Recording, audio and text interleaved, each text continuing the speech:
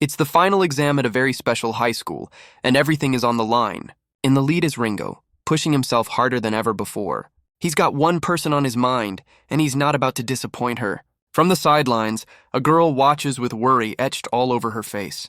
But Ringo's race is about to be crashed by some very unwelcome guests. The ringleader finds his all-out effort amusing, but not in a good way. In a flash, the bullies transform into powerful beast hybrids to block his path.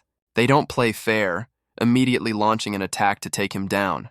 Ringo is sent flying as the rest of the pack laughs at the boy who can't transform. Even the teacher offers a hollow "Are you okay?" while the girl looks on in shock. He realizes that cheap shot was aimed directly at his head. Refusing to show weakness, Ringo grits his teeth to endure the pain.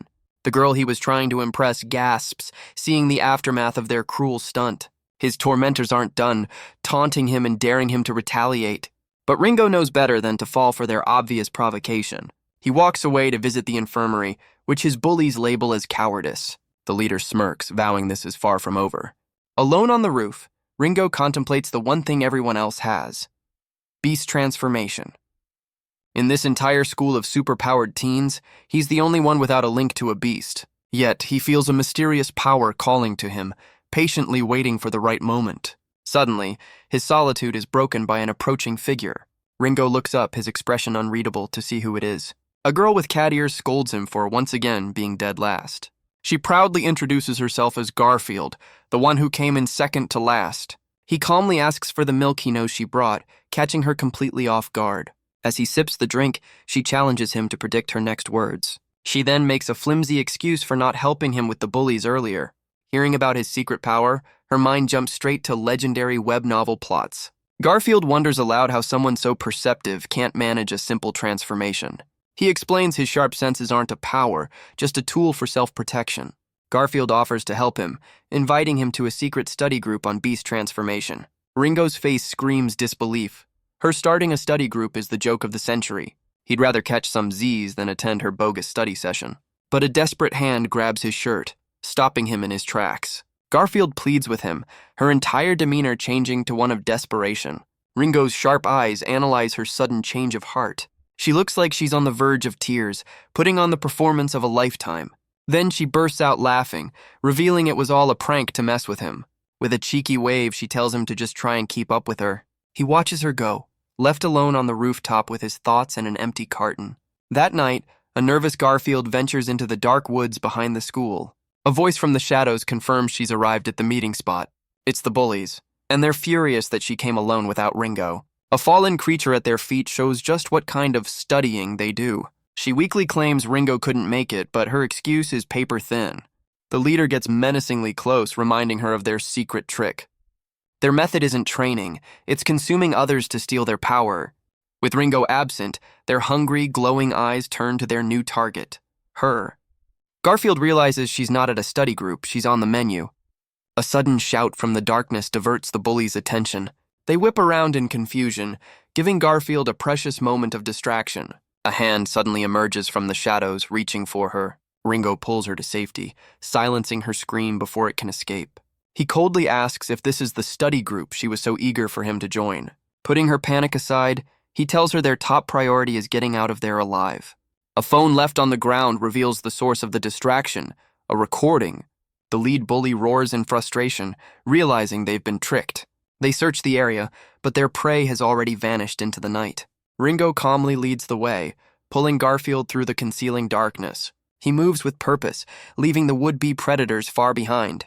Ringo's escape is cut short by a shocking sight. The girl from the race, Siri, stands before them with an unnerving smile. He tries to warn her away, but his eyes widen as he pieces it all together. A sudden attack is launched, but Garfield shoves him to safety at the last second. The cat girl takes the hit, sent flying into a nearby tree. Garfield is completely knocked out, leaving Ringo to face this new threat alone. Siri smugly confirms his suspicions. She's the one pulling the strings. Ringo finds himself ensnared in a sticky trap, realizing she was hunting him all along. She reveals a twisted fascination with him, drawn to a power she can't quite see. In a horrifying display, Siri transforms into a monstrous spider beast, craving his unique essence. He struggles against the unbreakable bonds, completely at her mercy. The silk stretches but refuses to snap, tightening its grip. She mocks his efforts, her spider silk stronger than any steel. Cornered and desperate, Ringo pulls out a hidden blade. Siri's hunger takes over, promising a grim end for her captive. He grits his teeth, refusing to give in to the overwhelming pressure. The silk cuts deep into his wrist, but his resolve doesn't waver. In a shocking act of defiance, he makes a drastic sacrifice to free himself. Even the monstrous Siri is stunned by his unbelievable escape plan. Now free, Ringo makes a mad dash into the darkness. The bullies can't believe what they just saw. He gave up a part of himself to get away. He flees deeper into the woods, the world blurring around him. Enraged, Siri screams at her lackeys to hunt him down. He's losing strength fast, stumbling through the undergrowth. Clutching his wound, he knows he's running on borrowed time. His silhouette staggers through the pitch-black forest, his energy fading. But then he feels that mysterious presence calling to him once more. A faint light in the distance beckons, a beacon of unknown power. Just as hope seems within reach, a bully lunges from the shadows to finish him off. The chase has led them to a cliff's edge, with nowhere left for Ringo to run. With no escape route, Ringo makes a shocking choice and dives right off the cliff.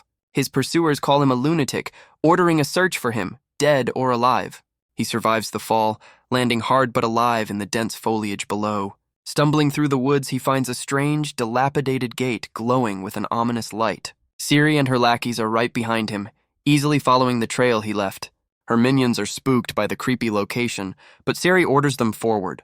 They step into a massive, abandoned industrial complex, a place that shouldn't exist. Unfazed, Siri scans the darkness, determined to hunt down her prize. They finally spot him at the end of a long walkway, seemingly collapsed. But as they get closer, a horrifying sight makes them all freeze in their tracks. A colossal, shadowy dragon looms over Ringo, awakened by his presence. Its ancient eye glows with unimaginable power, fixing its gaze on the intruders. Ringo looks up, not in fear, but with the dawning realization of a deep connection.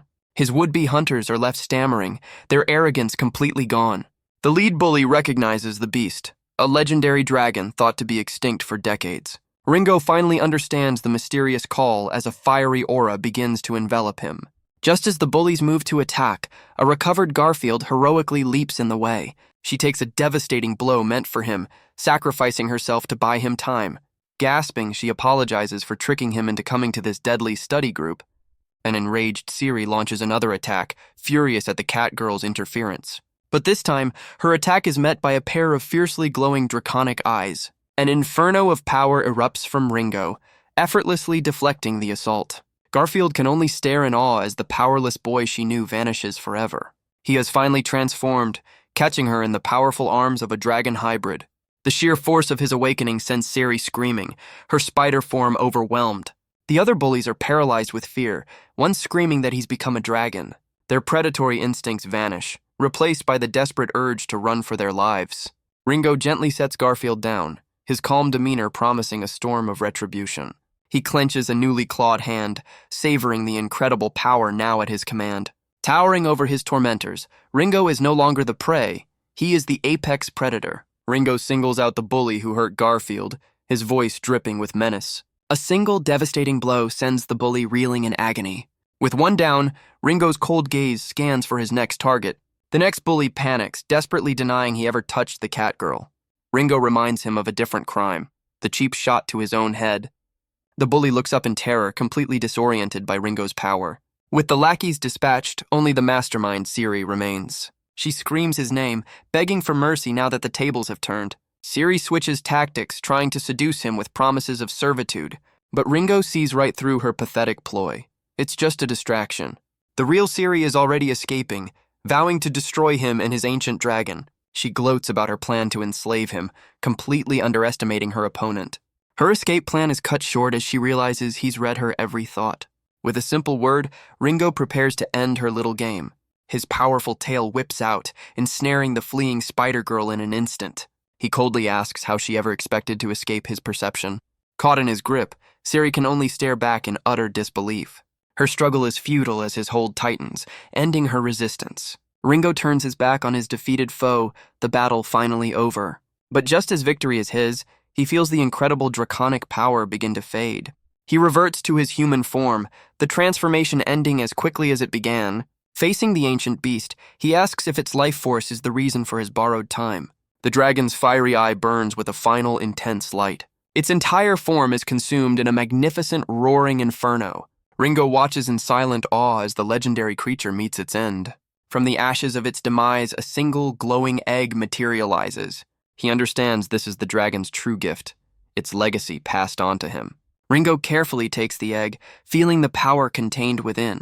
Sometime later, the familiar sight of the school dorms appears. Ringo is back in his room watching over a recovering Garfield as she finally wakes up. Garfield wakes up with a massive headache, completely disoriented. Ringo coolly informs her she's in his dorm where no one will bother them. Her mind immediately jumps to the worst conclusion, and she lets out a panicked scream. Ringo, completely unfazed, flatly denies her wild accusation. She tries to recall the night's events, dismissing his dragon form as a ridiculous dream. Deciding it's all too much, Garfield dives back under the covers to sleep it off. Ringo knows he can't let her brush this off. The secret is too important. He gets serious, confirming that her dream was, in fact, reality. Still in disbelief, Garfield thinks he's completely lost his mind. He explains that his transformation was a one-time fluke, and now he has to regain that power. To prove his point, he reveals a tiny, newly hatched dragon resting in his arms. The sight of the baby dragon leaves them both momentarily speechless.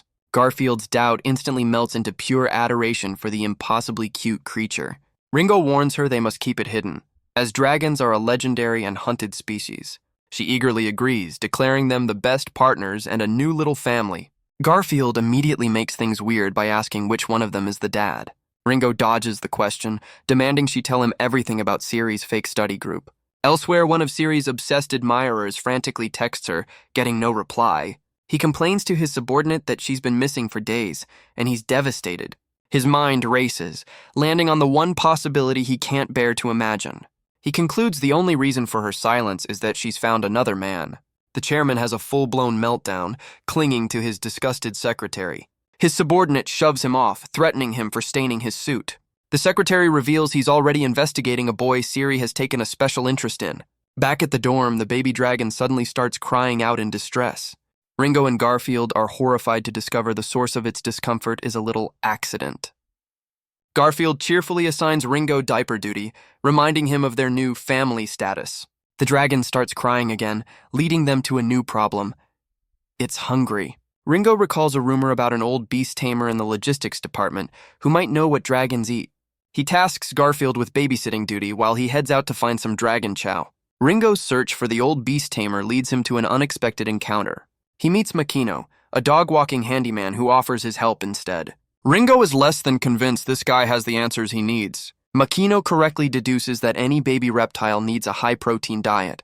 He then reveals his side hustle, a surprisingly professional-looking barbecue stand. Ringo takes a bite and is blown away by the melt-in-your-mouth flavor. It turns out he's not the only one. Garfield and a few others are also chowing down. He confronts Garfield for abandoning her babysitting duty and bringing the dragon with her. She brushes off his concern, insisting the little guy needed some fresh air. The baby dragon seems to agree, happily devouring the delicious meat. Ringo urges her to get back to the dorm before their secret is exposed. He knows they're on borrowed time. He must find a safe place for the dragon and get stronger. His thoughts are interrupted by a creepy figure sniffing him from behind. Ringo's eyes flash with alarm as he senses immediate danger. The stranger smirks, telling Ringo he smells just like Siri's perfume. He gets way too close for comfort, confirming his obsession with the missing girl. Garfield peeks around a corner in terror, identifying him as Chairman Kong Wei. Even the cheerful handyman Makino senses the shift in atmosphere. His eyes glow with hidden power, revealing he's much more than he seems. Ringo puts two and two together. This is the leader of the Twisted Study Group. Back in the dorm, Garfield spills the details on Kong Wei and his power-hungry club. She reveals he's one of the strongest students and has some serious backup. His beast transformation isn't physical, it's a terrifying mental power. This unique ability allows him to exert control over his targets. Ringo realizes Kong Wei's grip had completely paralyzed him, but the baby dragon, Duo, isn't about to let its new dad be threatened. A sharp bite from the little creature shatters Kong Wei's mental hold. Ringo is shocked to find he can move again, the invisible pressure gone.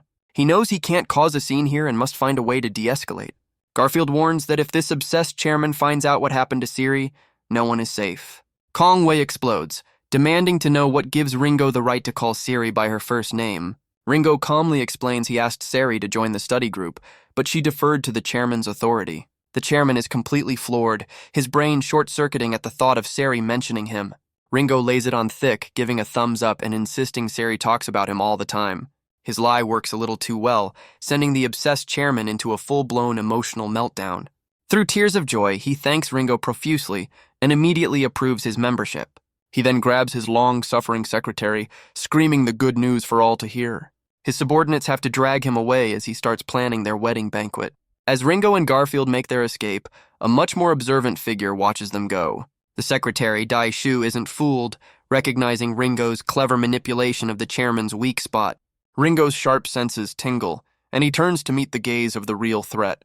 A sinister smirk reveals Dai Shu is far more dangerous than his lovesick boss. He formally introduces himself as the vice chairman, welcoming Ringo to their study group. Ringo accepts the handshake, but he knows this is just the beginning of another test. Dai Shu gets straight to the point, questioning Ringo's supposed lack of power. His handshake turns into a bone-crushing grip, a clear test of strength. Ringo knows he has to play along, feigning weakness to keep his cover intact. Garfield's inner monologue reveals the vice chairman is a kangaroo hybrid with a nasty obsession with cleanliness. But Ringo came prepared, leaving a very unwelcome surprise on the vice chairman's hand. The germaphobe stares in horror at the mysterious substance now sliming up his palm. Ringo plays dumb, claiming it's just a little something from his diaper duty. He then gleefully points out all the other spots he accidentally smeared on the man's face. His cleanliness obsession completely shattered, the kangaroo man transforms and lunges in a rage. A devastating punch connects, sending shockwaves through the pavement as Garfield screams in terror. The vice chairman stands triumphantly, furious that a brat dared to mess with him. Ringo collapses to the ground, coughing heavily as Garfield rushes to his side. Garfield's first thought is money, but Ringo gently tells her to be good, his concern focused on her. Seeing him hurt, she explodes with righteous fury, calling out the twisted morals of the study group. She masterfully works the crowd, creating a scene to put all the pressure on their attacker. Trapped by the growing audience, the vice chairman can only grit his teeth in frustrated defeat. The humiliated vice chairman throws a wad of cash at them and storms off, leaving Garfield to sarcastically thank him. Garfield excitedly shows Ringo their haul, ready to take him to the hospital. Ringo reveals the blood was just chili sauce and he's perfectly fine. He admits he needed her genuine panic to sell the act, which she proudly accepts as a compliment to her skills. Ringo realizes he took that powerful hit without a scratch. His skin feels like it's covered in invisible dragon scales. Now that the scam is over, Garfield is ready to divvy up their newfound riches. Ringo immediately starts budgeting, setting aside funds for the baby dragon's food and toys. He hands the last bill to Garfield, calling it her well-earned labor fee. The simple act of kindness leaves her completely speechless and blushing. With their pockets full, they watch their mark retreat, a successful con in the bag. Ringo's expression turns serious, his mind already on their next big problem. He knows they need a safer place, a beast tamer, and a solid plan to raise the dragon. Back in his room, he brainstorms a list of suitably epic names for their new friend. His concentration is shattered by a panicked Garfield bursting into the room. She frantically points out that the little dragon is sweating and looks incredibly sick. A thermometer confirms their worst fears. The baby has a raging fever of 40 degrees. They're trapped. Taking him to the school's medical department would expose their secret. Ringo tries to stay calm, determined to find a way to bring the fever down himself. He starts with the basics, preparing a cool, wet cloth to place on the dragon's head. But their home remedies are useless as the dragon's temperature skyrockets past 60 degrees. Ringo holds the burning hot creature, feeling a wave of helplessness wash over him. With no other options, he decides he has to risk it all and find a real doctor. He tells Garfield to stay behind, knowing he'll draw less attention if he moves alone. As he leaves the dorm, a sinister figure watches him from the shadows. The germophobic vice chairman is still fuming, disgusted by the mere sight of Ringo's bag. Unaware he's being followed, Ringo makes his way toward the emergency room. His path is suddenly crossed by an adorable corgi rolling along in a tiny wheelchair. The happy pup zips over to a woman in a lab coat, who kneels down to greet it. She lovingly scoops up the dog, praising its progress in its rehab session. Her tender moment is interrupted by two others, who mock her for wasting money on a crippled mutt. The doctor scoffs, muttering that some people just don't understand anything. As the bullies walk off, they gossip about her tragic past, calling her a weirdo. From the shadows, Ringo clenches his bag, having heard every cruel word. The complainers leave the ER, vowing to file a complaint against the gloomy doctor. Alone in her office, the doctor sighs, wondering if she was ever cut out for this job. A hand grips the doorknob, about to shatter her quiet moment of self-pity. Ringo steps into the room, his sudden appearance startling the doctor and her dog. She looks up in confusion, wondering who this masked stranger is. He cuts right to the chase, asking why her dog is so important to her. She snaps back, accusing him of being some kind of privacy freak. She then sarcastically refuses to give him the tragic backstory of how her dog, Ruby, became her hero. After her rant, she admits she's a failure, to which Ringo dryly notes she's quite the open book. He sizes her up, deciding this downtrodden doctor is worth taking a chance on. Ringo reveals his own pet is sick, asking her to promise to keep what she's about to see a secret. With a newfound professionalism, she agrees, vowing to respect his privacy. He unveils the feverish baby dragon, begging her to save the creature that once saved him. The doctor and her corgi are frozen in absolute shock at the impossible sight. Her mind struggles to process the reality as she stammers out the word, "Dragon?" Ringo's determined eyes confirm that yes, this is very, very real. The doctor's shock gives way to a grim understanding of the situation. She admits she has no idea how to treat a dragon. They went extinct decades ago. But a spark of hope ignites as she realizes the library might hold the answers. Ringo watches her silently, his mind racing with a plan of his own. She offers to let him come along, sensing his hesitation to leave the dragon. But this is all part of his test to confirm her trustworthiness and ditch his stalker. He calmly tells her he'll wait, placing his trust and the dragon's life in her hands. Surprised by his faith in her, she gives a determined nod. The doctor and her corgi race out of the room on their urgent mission. Outside, she's still reeling, excitedly telling her dog that dragons are real. Renewed with purpose, she realizes the world is still full of endless possibilities. But her mission is immediately cut short by an unwelcome pair of shoes.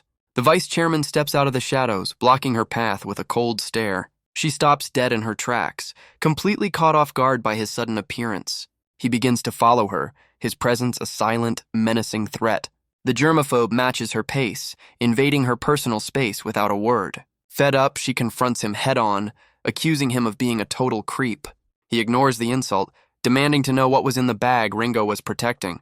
The vice chairman recalls how Ringo instinctively shielded the bag, a dead giveaway something was inside. He's convinced it's a clue to Siri's disappearance and will do anything to get it. But the doctor stands firm, refusing to break her vow of patient confidentiality. He grabs her chin, reminding her that a kangaroo's strength is nothing to mess with. With a bone-crushing grip, he tries to force the information out of her. Even in pain, she defiantly refuses to spill the secret, calling him an idiot. He applies more pressure, certain her resolve is about to shatter. But from the darkness, a tiny hero on wheels rolls in to save the day. The corgi bravely rams into the vice chairman's leg with all its might. The doctor screams out her dog's name, terrified for her furry companion. The vice chairman grabs the dog, using her greatest weakness against her. The tiny pup struggles helplessly in the villain's powerful grasp. Her professional cool shatters as she watches her best friend in peril. Suddenly, a small rock flies through the air like a guided missile. The vice chairman looks up, momentarily confused by the unexpected interruption. The projectile smacks his hand, forcing him to drop the dog in surprise. He smirks, unimpressed by the cheap trick and ready to face his new opponent. Ringo steps out of the shadows, revealing himself as the one who intervened. He apologizes for dragging her into his mess, but she insists the blame lies with the bully. Ringo points out she could have avoided this by just telling him the secret. She holds her ground, explaining that a promise is a promise, no matter the cost. Thanking her for her integrity, he urges her to hurry. The dragon's fever has now passed 70 degrees. With a determined nod, she sprints off to the library, the fate of a species resting on her shoulders. The enraged vice chairman unleashes a furious punch, determined to stop Ringo in his tracks. But Ringo effortlessly blocks the blow, the impact sending shockwaves through the air. A flash of red in his eye reveals a hidden strength the vice chairman never saw coming. Daishu realizes his mistake. No ordinary human could withstand that kind of power. Ringo holds firm, but a slight cough betrays the immense force he's enduring. The kangaroo man unleashes a rapid-fire assault, convinced Ringo's defense will eventually crumble. Ringo proves him wrong, skillfully deflecting every single attack with calculated precision. He analyzes his opponent's sloppy technique, confident he can exploit this weakness. But a faint whimper from his bag reminds him he's on a much more urgent mission. The vice chairman's ears perk up, demanding to see the creature Ringo is hiding. Ringo knows the baby dragon is fading fast. He's completely out of time. Deciding to end this fight on his own terms, he formulates a new plan on the fly. He makes a break for it, leaving a furious Daishu screaming in his wake. The vice chairman immediately calls for backup, concluding Siri's fate is sealed. He gives a chilling order to his subordinate, "Bring in the big guns." A new challenger appears, flanked by a colossal, shadowy beast. It's the handyman Makino, and he does not look happy to be interrupted.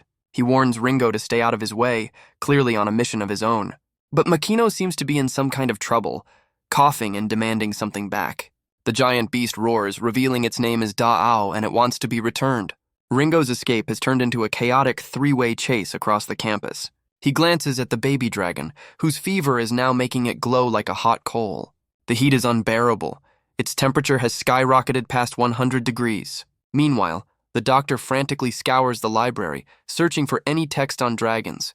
Her search turns up empty, shelf after shelf offering no hope for the dying creature. Just as she's about to give up, a mysterious girl with white hair bumps into her. The stranger drops a book, and the doctor instinctively calls out to her. But the girl walks away without a word, leaving the book behind. The doctor is left completely baffled by the strange, silent encounter. She picks up the fallen book, discovering a simple, hand-drawn dragon on the cover. Ringo stares in absolute shock as the bag begins to steam, the dragon's fever now dangerously out of control.